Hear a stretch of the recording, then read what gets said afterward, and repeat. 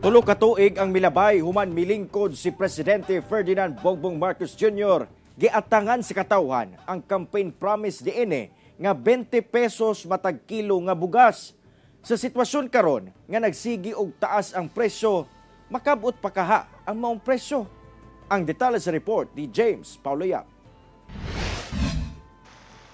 Panahon sa kampanya ug dihang milingkod isip ika-17 nga presidente sa nasod si Pangulong Ferdinand Marcos Jr. Gitanyag niini ang 20 pesos nga kilo sa bugas. Apan karon nga anaa na siya sa tunga-tunga sa pagpangatundanan.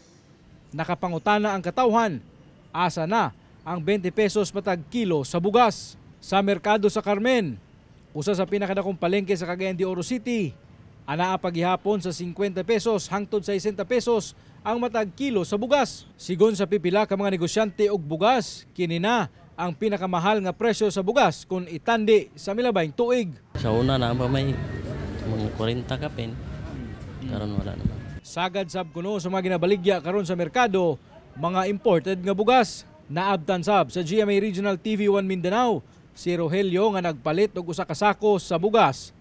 Matud niya, mukonsumo ang iyang pamilya og 25 kilo sa bugas matag kinsena. Busa gipaniguro niini nga barato lang nga klase ang mapalit tungod sa kataas sa presyo. Alang kaniya, wala na kuno siya naglaom pa nga matuman ang gisaad nga 20 pesos per kilo sa bugas. Ni kuan naman noon sir ni taas naman nino ng kuan ang kilo sa bugas ingon nga mo rato ni mahal naman noon. Tangamong gi paniguro karon nga maningkamot na lang gid mi sa among kaugalingon nga mabuhi mi. Makapalit mi sa bugas. Ang 15 ka tuig nga mag-uuma og humay nga si Fernando Gaid, gibutyag niini nga sa kahimtang nila karon, imposible pagyud kuno nga makabot ang gipangandoy sa kadaghanan nga 20 pesos matag kilo sa bugas. Ni mahal kuno ang produksyon sa humay tungod sa pagtaas sa presyo sa mga pestisidyo ug kakulangon sa mga makinarya nga ilang magamit sa pag-uma. Ang kilo sa tipakat tag 26 na kudaan. Na asa man na ikon kang bugas nga tag 20. Lisod gyud. Hanggang si daan. Oh, tag 20 bugas. Pero kung nay kwarta si presidente, mutapal siya, okay ra. Pero kung dili niya kuan sa mag-uma, lisod gyud mahatag kay.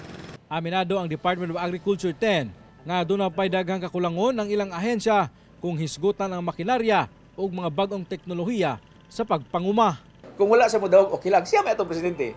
So it becomes a policy mandate nga ingani ang direksyon. So sa gingonan niya sa atong ni Secretary Laurel, dili siya automatic kay bisan kami kaniyan to. It takes 2, 3, 4 croppings to transform the thinking sa among mga mag-uuma. Kay ang mga mag-uuma kung shift sila og technology, ila sang tanaw number 1 og mag-fail asa may subsidy. Imposible man alang sa uban apan sumala sa mga naglingkod sa katungdanan nga ila nang ginahimo ang tanan aron nga mahatagan og katumanan ang pangandoy sa tanan nga makabaton og dekalidad ug barato nga bugas nga atong matagamtaman. Kauban si Makoy Sempron sa kamera. Ako si James Paulo Yap para sa One Mindanao.